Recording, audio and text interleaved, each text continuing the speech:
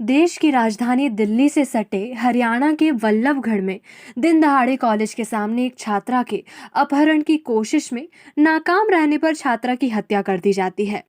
इस वारदात से सिर्फ एक लड़की की मौत नहीं होती, बल्कि उसके सपनों और देश के सुनहरे भविष्य की भी मौत हो जाती है। यह सब सिर्फ एक सनकी युवक के डर और असुरक्षा की भावना के चलते होता है। आरोपी तौसीफ, जिसने 2018 में भी निकिता का अपहरण किया था, उसे इस बार एक ऐसा डर था जिसके चलते उसने निकिता की हत्या ही कर दी।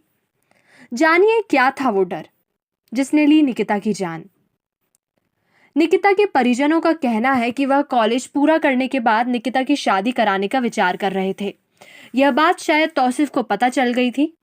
आरोपी को डर था कि कहीं ऐसा न हो जाए, इसलिए आरोपी की मां ने निकिता को फोन पर शादी का दबाव बनाया और इसी डर से तौसिफ उनका दोबारा अपहरण करना चाहता था। सोमवार को भी वह निकिता को अपहरण कर अपने साथ ले जाने की कोशिश कर रहा था। विरोध करने पर उसने गोली मारकर उसकी हत्या कर दी। 2 साल पहले तौसिफ ने शादी की नीयत से उसका अपहरण भी कर लिया था। आरोपी की मां निकिता के दिमाग में एक दबाव बनाए हुए थी, तुम तौसिफ से शादी कर लो। इन सब के बावजूद वह अपने स्कूल व कॉलेज में लगातार टॉप करती रही। उसे प्रशासनिक अधिकारी बनने की धुन सवार थी। मृतका के पिता मूलचंद तोमर व मामा हाकिम सिंह ने बताया कि निकिता स्कूल के समय से ही पढ़ने लिखने में बहुत होशियार थी। 12वीं कक्षा में उसके 95% अंक आए थे।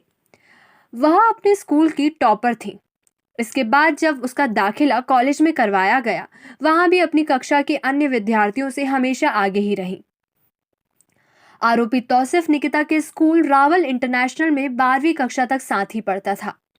आरोपी स्कूल के समय से ही उसे लगातार परेशान करता रहा। निकिता ने यह बात घर में बताई, लेकिन यह बात इतनी बड़ी है यह जाहिर नहीं होने दिया। वह हमेशा सिर्फ पढ़ाई पर ही ध्यान देती रही।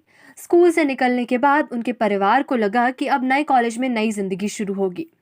अब 2 साल बाद बेटी का जो हाल हुआ, उसके बाद से परिवार बुरी तरह टूट गया है।